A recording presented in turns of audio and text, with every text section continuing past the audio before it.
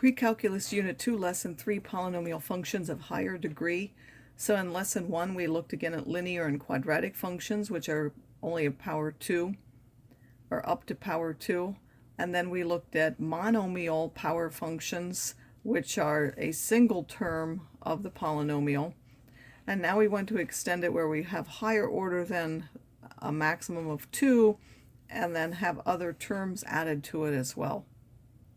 So each term is a monomial, so each one of these is a power function, but then we're going to add them together. Standard form is when we write them in descending order. These an minus 1, and so on are called the coefficients. This one is called the leading coefficient. This one is the constant term. This whole term is called the leading term, and this is the constant term. All polynomial functions have a domain of minus infinity to infinity, and all polynomial functions are continuous on that domain. Of course, some polynomial functions we've already seen before. There's a zero function where it's simply equal to 0. There's a constant function, which is a horizontal line where it's simply set equal to a number. A linear function, ax plus b, or mx plus b, quadratic function, ax squared plus bx plus c, or if we did that in terms of this notation, it would be a1x plus a0. This would be a2x squared plus a1x plus a0. Vertical lines, again, are not functions. Polynomial function of degree n has at most n minus 1 local extrema and at most n zeros. So we took that last year in Algebra 2. If you have a third degree, there are at most 2 extrema and at most 3 zeros. So for this polynomial function, which is a fifth degree because this is 5, what number of zeros could it have and what number of local extrema could it have? It can have at most 5 zeros and can have at most 4 local minima and maximum. Let's also review the end behavior of polynomials. They depend only on the leading term of that. If this leading term has an even degree, then both ends either go up together or down together. If that leading degree is an odd number, one will go up and one will go down. It depends on the sign now of that leading coefficient. So if you have a leading coefficient which is positive, the right side will always go up. So then when it's odd, the right side will go up and the left side will go down. When it's even, they both have to go together, so both sides will go up together. When it's negative, the right side will go down. So when it's odd, we know they go opposite. The right will go down, the left will go up. And when it's even, they both have to go together, so it will both go down. We could also write that in terms of limits, which I've shown here. So in terms of end behavior, those would have these limits. This end behavior is the same as these in terms of limits. For this polynomial function, what would the end behavior of that polynomial be? Again, this is an odd degree, so one side has to go up, one side has to go down.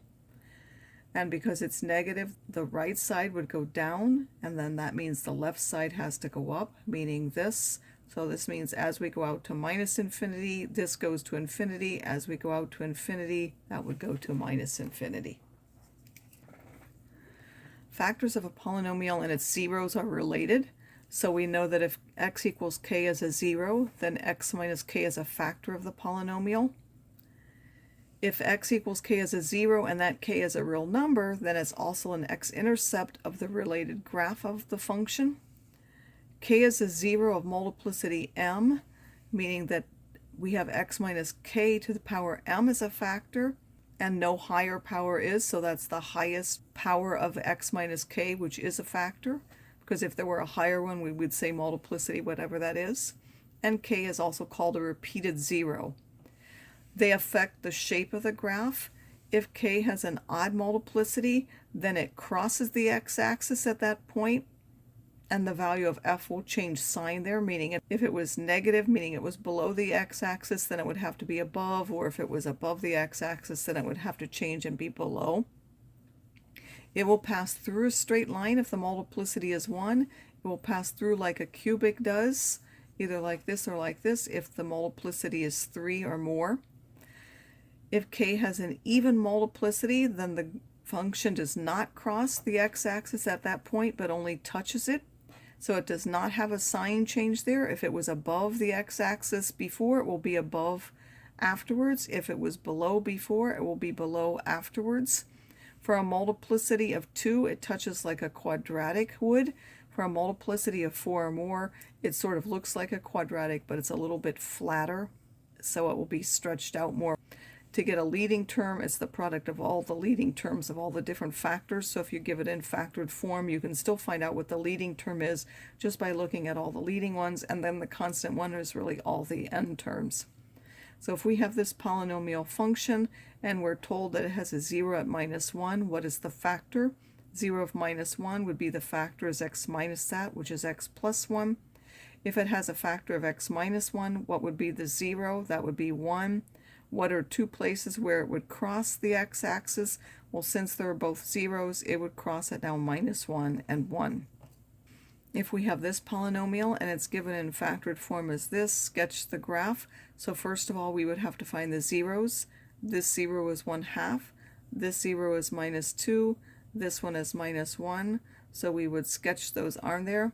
This has a multiplicity of 1, so it would have to go through there and there. Now again, how do I know which way? Well, first of all, we're going to use the end behavior. This is even, so they both either go up together or down together. It's positive, so they're both going up. The right end is up and the left end is up, so both ends are up. Then we know it goes through these zeros. This has a multiplicity of 2, so it has to turn there. It's only going to touch, so we start with this multiplicity. We have to turn there and go back up. And then we have to come back down to go through this 0. We go through almost like a line at that point because it's a multiplicity of 1. Then we have to come back up. We know it has a y-intercept of -4, so we have to go through -4 and then back up. Again, it's going to look basically like a line around that as we go through that 1/2. The intermediate value theorem says that if a function is continuous on a to b, then the function has to take on everything between f of a and f of b. It can have more than one. It could go around and come back. It has to have at least one point where it hits. So this one would only have one because it's increasing for that whole thing. This one goes up and down between the 2 points, so there's only one that would take this value, but there would be 2 points that would say take this value. The intermediate value theorem says that there has to be at least one place where that happens. If f of a and f of b have opposite signs, like one is below the x-axis and one is above the x-axis as shown here, then somewhere in between those 2 points it has to have a 0. Why? Because it went from negative to positive. The intermediate value theorem says it has to take on something every point in between there, so there has to be at least one place where it's 0. So if they have the same different signs, we know there has to be a 0 between them. If they have the same sign, it's unknown whether they have a 0 there or not. It may or may not. We just wouldn't be able to tell from that theorem. So if it says use the intermediate value theorem to decide if there's a real 0 between 2 and 3, you would find p of 2 and p of 3. These happen to have opposite signs, so we know there has to be a 0 in between there. We could use our graph calculate to find that 0, and we would find that it's about 2.236. Suppose we had had 3 and say 5, then we would not be able to use the intermediate value theorem. Find the zeros of this function algebraically and sketch the graph. So in order to find it algebraically, we have to factor that. We simply find the zeros. What makes this 0, 0? This would be -2/3. That would be 1. This has an odd degree, so one end is going to go up, one end is going to go down. This is positive, so the right side goes up, the left side goes down. So we would put that. We would graph each of our zeros, and then they each have a multiplicity of 1, so it has to go up like a line, come back down as a line, go through as a line. The y-intercept is 0, so it has to pass through 0, 0. If we want to find a cubic function with zeros of 1, 1 plus the square root of 2, and 1 minus the square root of 2, a 0 of 1 means a factor of x minus 1. A 0 of this means a factor of x minus that, which we can distribute that minus to both parts. And then it helps if you group this part away from the radical. And then this will have the same grouping. And the reason for that is when we want to multiply them out, because we want it in standard form, when we multiply that, this is an a minus a b and an a plus b, so it will be this one squared minus this one squared.